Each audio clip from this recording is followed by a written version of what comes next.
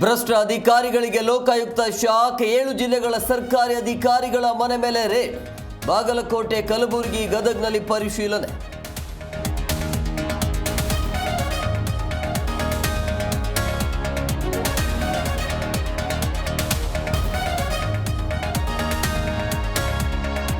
ದಕ್ಷಿಣ ಕನ್ನಡದಲ್ಲಿ ವರುಣಾರ್ಭಟಕ್ಕೆ 5 ಬಲಿ.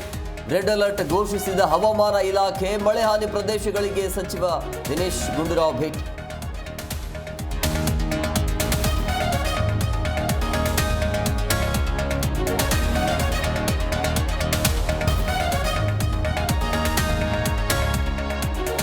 ತಪ್ಪು ಮಾಡಿಲ್ಲ, ಕ್ಷಮೆ ಕೇಳಲವೆಂದ ಕಮಲ್. ಕರುನಾಡಲ್ಲಿ ಜೋರಾಯಿತು ಪ್ರತಿಭಟನೆಯ ಕಿಚ್ಚು. ಥಗ್ ಲೈಫ್ ಪ್ರದರ್ಶಿಸಿದ ಚಿತ್ರಮಂದಿರಕ್ಕೆ ಬೆಂಕಿ ಎಂದ ಕರವೇ.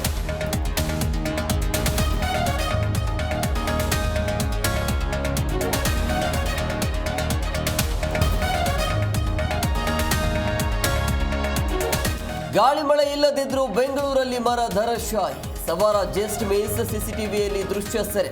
ಬಸವನಗುಡಿ ಸಂಚಾರಿ ಪೊಲೀಸರಿಂದ ತೆರವು ಕಾರ್ಯ.